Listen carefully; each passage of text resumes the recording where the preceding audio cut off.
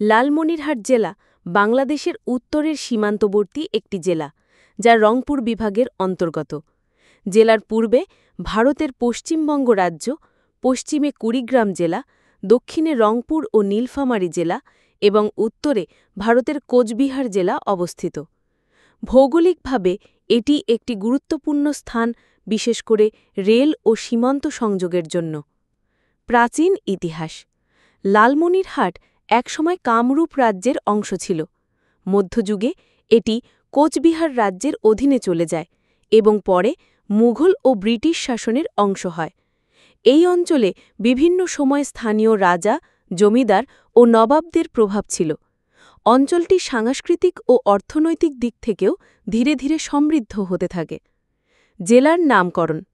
লালমনিরহাট নামটির উৎপত্তি নিয়ে বিভিন্ন জনশ্রুতি আছে। এক প্রচলিত বিশ্বাস অনুযায়ী ব্রিটিশ আমলে রেল লাইনের কাজ চলাকালীন সময় মাটির নিচ থেকে লাল রঙের একটি মণি বা রত্ন পাওয়া যায়। সে থেকেই স্থানটির নাম হয় লালমনি। পরবর্তীতে তার রূপ নেয় লালমনিরহাট। আরেক মতে এক নারী যোদ্ধা বা নেত্রী লালমনি দেবীর নাম অনুসারে এই অঞ্চলের নামকরণ হয়। রেলওয়ের গুরুত্ব। ব্রিটিশ শাসনামলে লালমনিরহাট ছিল একটি গুরুত্বপূর্ণ রেলওয়ে জাংশন। ভারতের আসাম ও উত্তরবঙ্গের সংযোগস্থল হিসেবে রেলপথ নির্মাণে লালমনিরহাট কৌশলগতভাবে গুরুত্বপূর্ণ হয়ে ওঠে। আজও এটি দেশের অন্যতম গুরুত্বপূর্ণ রেল জাংশন হিসেবে বিবেচিত। মুক্তিযুদ্ধের লালমনিরহাট। ১৯৭১ সালের মুক্তিযুদ্ধে লালমনিরহাট জেলার মানুষ গুরুত্বপূর্ণ ভূমিকা রাখে। এটি মুক্তিযুদ্ধকালীন ৬ নম্বর সেক্টরের আওতায় ছিল। অনেক মুক্তিযোদ্ধা এই অঞ্চলে সংগঠিত হয়ে ভারত সীমান্ত পেরিয়ে প্রশিক্ষণ নেন ও যুদ্ধ করেন। বহু মানুষ শহীদ হন এবং অনেকে শরণার্থী হিসেবে ভারতে আশ্রয় নেন। এই জেলার মুক্তিযোদ্ধার অবদান অনস্বীকার্য। জেলা হিসেবে প্রতিষ্ঠা। লালমনিরহাট একসময় রংপুর জেলার একটি মহকুমা ছিল।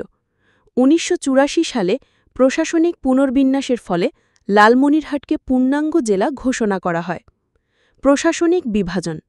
বর্তমানে লালমনিরহাট জেলায় ৫টি উপজেলা রয়েছে: লালমনিরহাট সদর, কালীগঞ্জ, আদিত্যমারী, হাতিবাঁধা, পাটগ্রাম। প্রধান শহর লালমনিরহাট শহর।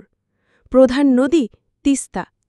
লালমনিরহাট জেলা শুধু একটি সীমান্তবর্তী অঞ্চল নয়, বরং এটি ইতিহাস, সংস্কৃতি ও বীরত্বের প্রতীক।